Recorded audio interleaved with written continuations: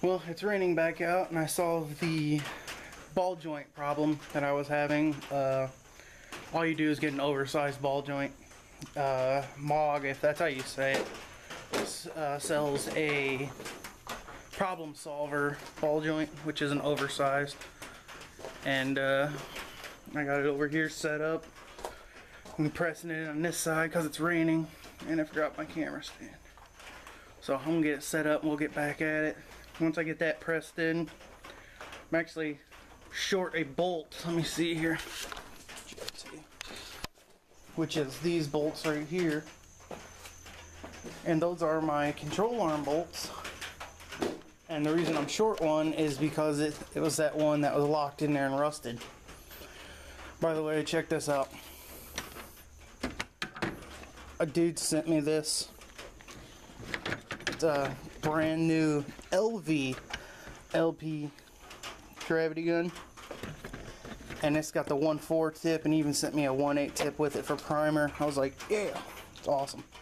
So from now on, I think I'm going to put my PO box in the description. So if anybody has anything, even old car parts, stuff like that, for, you know, a Caprice or an Impala, I'll take it. It's awesome.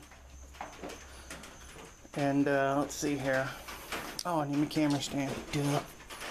But I'm gonna set up so that way we can get this other ball joint on the other side in, and I can put one side in for now. And I still have to have them pressed out and the shafts pressed in, which sucks. But it's all glossy. It's all nice. It's not glass, but I mean, I painted it at least.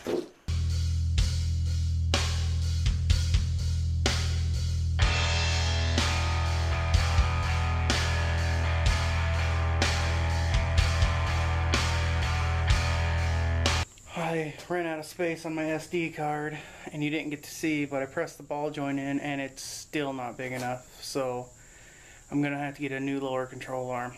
It sucks. They're not easy to find used, and the new ones are like 58 bucks for an economy used one off of Rock Auto. So I'm gonna try and see how much a used one is if I can find one. I know of two. Unless they're cheaper than Rock Auto, I'll just order it new. But that sucks. That means now I have to press that ball joint. Well, I can hit it with a rubber mallet and pop it out, but I have to press out the bushings and the cups without destroying them. So until then though, I'm going to put my brake booster back on and my windshield wiper motor, untape everything, which I already started doing, and go from there. Because it's like, I can put my motor mounts on too. That's about it until I get the control arms back on. Then I can start putting the shocks and all of the suspension parts that are over there, which I'm going to power wash all that.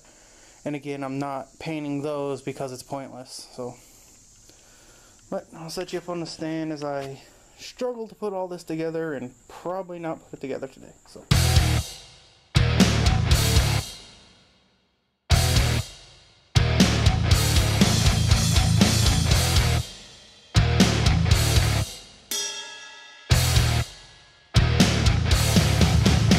It's hard to see right now, but I got the brake booster and the reservoir back on.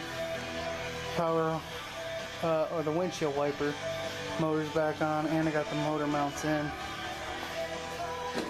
So, I believe that's it for tonight. And tomorrow we'll put on the wiper cowl, put the wiper arms back on. I think I'm going to paint the wiper arms first.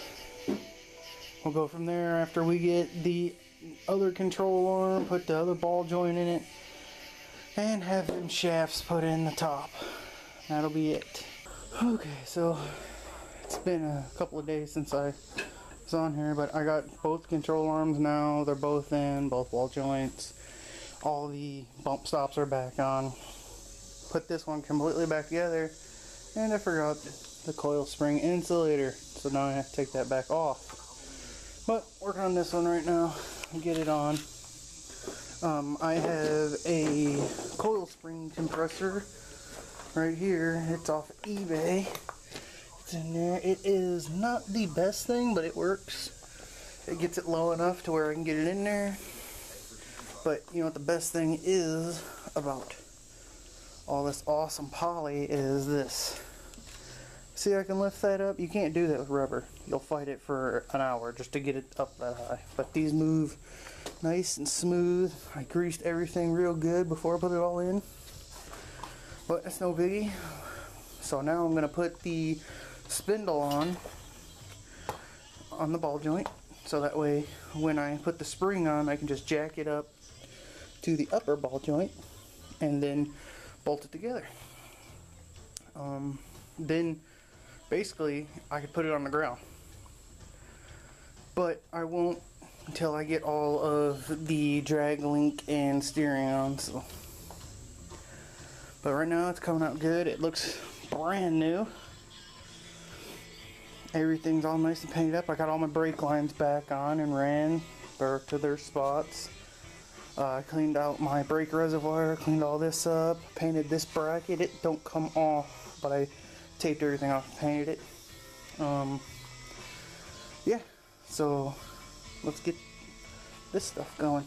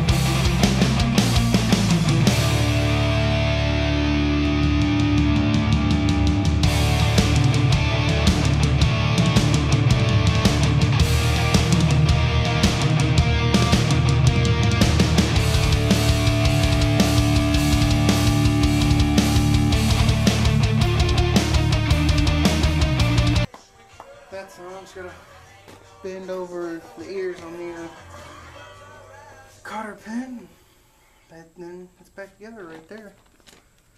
I could get that stupid coil spring thing off.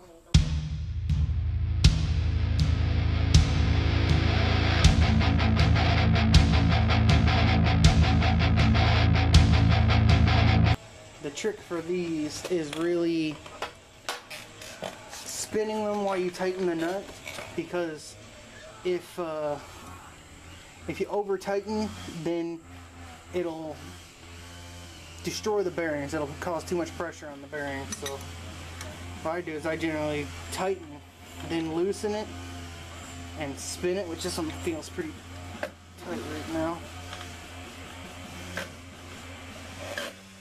That's about how I like it right there. It's just to have a little bit of pressure on it. A little bit of preload on the bearings. Right now all I'm doing is lining up the cotter pin, and that's right there is basically the way I'd leave it. I like it to where these spin just a little bit and then stop. Now if you spin it and it's like, or it's hard to spin, and the second you let go, it's, you know, it stops. But I like mine to run free just for a second or so. And that's basically it. I gotta get a cotter pin for it if I can find one. Then those are back on. Put the grease cap, or whatever you want to call it, dust cap on. Should fill them full of grease too before you put them back on. But again, as I said, if I keep the same bolt pattern, these will be getting changed to drilled and slotted, and if I don't keep the same bolt pattern, they'll still be getting changed to smaller bolt pattern, which these are 5x5, and I can't find any used rims because that's all I can afford. So I can find the 5x4.75, which are S10s and Camaros and stuff like that, Corvettes, and those are just way easier to find in my area. So from that point now, just put the cotter pin in, put the dust cap on, it's done. And next part, I'll be putting on the drag link, tie rods, island arm, and bolting it all together. And then the brakes too, I still got to do, which they have to be sanded, well, wire wheeled, sanded. Then I'm going to get some really high quality brake caliper paint, and they're going to be red. Well, I have some of the engine paint left. I'm probably going to paint them with the engine paint then, because it's 2,000 degrees. So that's next.